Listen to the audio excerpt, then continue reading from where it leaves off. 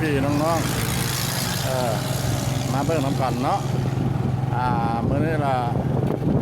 สิได้พาท่านผู้ชมมาเบิ่งการก่อสร้างเนาะการก่อสร้างการพัฒนาเฮ็ดทางแต่บ้านเล่าเนาะบ้านเล่าคงโมกเพลงได้บ่แม่นบ้านเล่างัวเด้อบ้านเล่านี่ล่ะติดกับหงโมกเพลงแล้วสิมุ่งหน้าไปหาพระธาตุสีโคตรตะบองเนาะแล้วเพิ่นได้มีการก่อสร้างเพิ่นขยายออกเลยคาดว่าอาจจะให้ท่านช่วงนั้นนี่นะเนาะเดือน3นี่นะเนาะบุญพระธาตุสีโคตรตะบองเอานี่ละเพิ่นก็สิให้ท่านเดี๋ยวนี้เพิ่นเฮ็ดกว้างขวางหลายได้มั่งเรือนมั่งซ่านเนาะตู้ห้านร้านขายเครื่องขายของตามเส้นทางเรือนซ่านเพิ่นให้มั่งเอาหมดเด้อกว้างเลยมันไม่ธรรมดา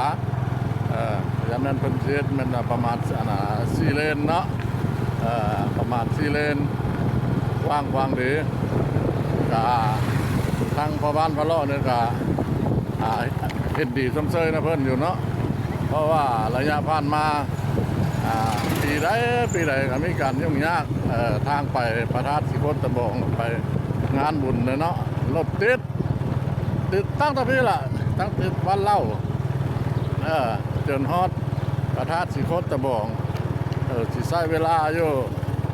เป็นเกือบ2-3 ชั่วโมงเพื่อสิฮอดพระธาตุกันเนาะแต่ว่าปีนี้เราเพิ่นขยายออกเพิ่นละแต่ไปฮอดหนองบกเพิ่นละเพิ่นเฮ็ดแล้วเฮ็ดฮอดหนองบกแล้ว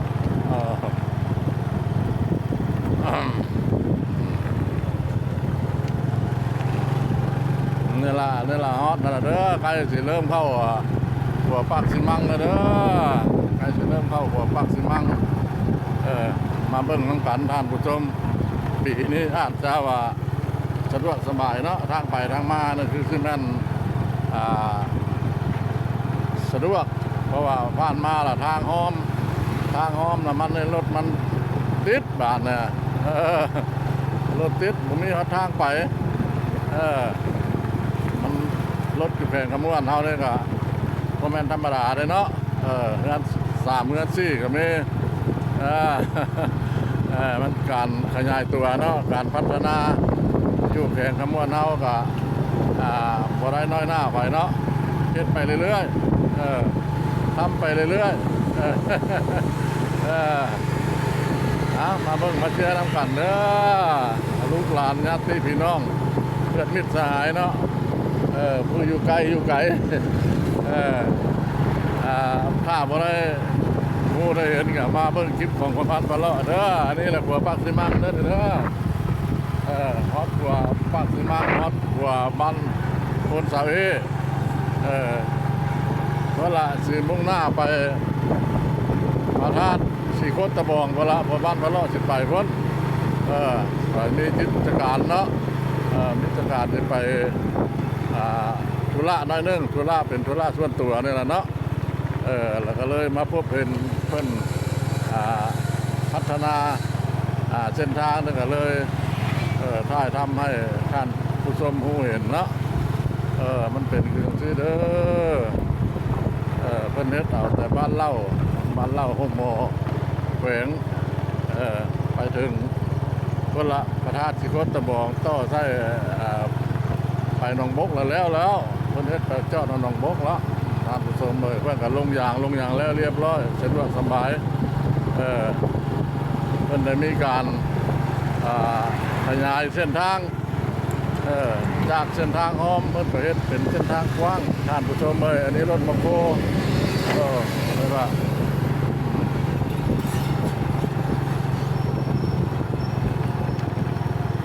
ไปทางใต้ก็เห็นแต่การพัฒนาเนาะแขวงขมวนเฮานี่เนาะไปทางเหนือก็เห็นแต่การพัฒนา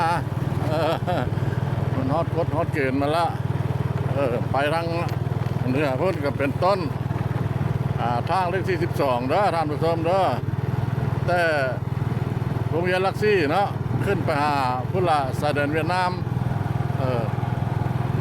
เพื่อนก็ได้ขยายทางออกโอ้นั่นเองนี่แล้ว50 เมตรท่านผู้ชม50 เมตรแล้วก็จะสร้างทางรถไฟต่อจากเวียงจันทร์เพิ่นเฮ็ดมาฮอดคำม่วนเนาะต่อจากคำม่วนก็ไปสสเวียดนามอันนั้นภาคตะวันออกเนาะอันภาคใต้แต่ว่าเล่ามาหาท่านประธานสิบตะบองเพิ่นมีการขยายเส้นทางออกเด้อคาดว่าเดือน3นี่คือสะดวกสบายเนาะ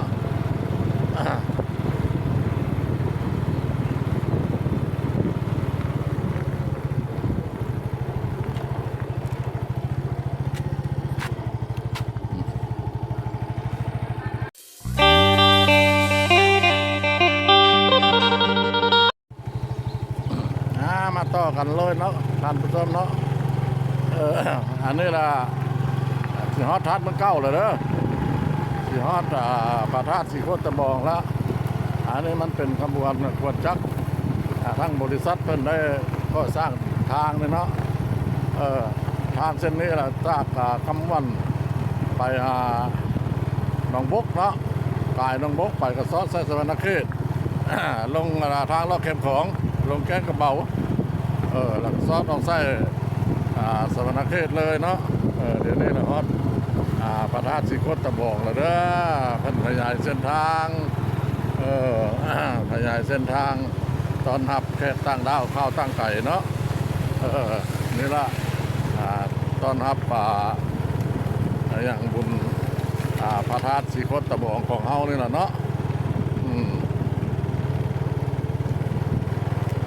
สะดวกสบายเจริญละเด้อแผนคำวันเฮาเจริญแล้วน้ำใสไฟสว่างหนทางดีเนาะ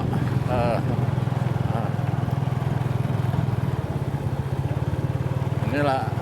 ละทางเข้าพระธาตุสีโคตรตะบองเฮาเด้อฮอดแล้วฮอดสีโคตรตะบองแล้วมันละเพิ่นก็สิเฮ็ดต่อไปจอดไซบอนเพิ่นเฮ็ดทีแรกอะไรจากบ้านท่าเรือเนาะท่าเรือมงสุมไป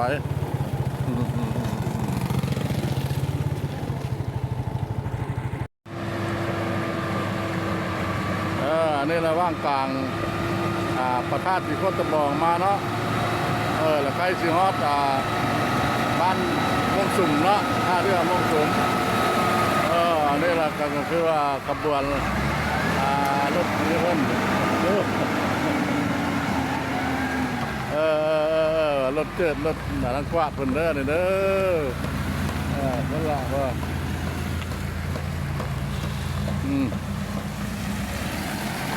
เนาะการเก็บภาพบรรยากาศเนาะ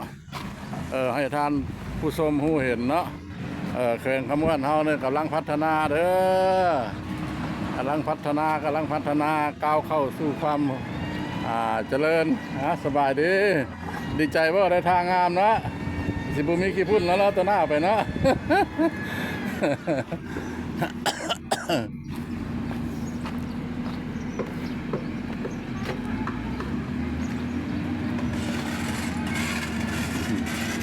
นี่แหละรถมคโค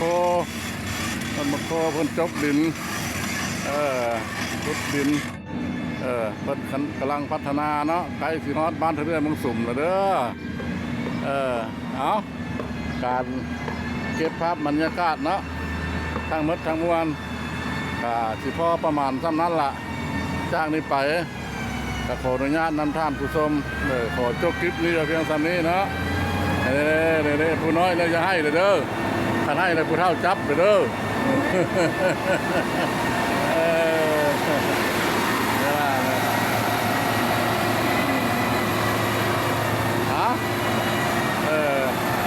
การพาท่านผู้ชมมาให้หูให้เห็นนี่ก็คือประมาณซ้ำนั้นแหละเนาะ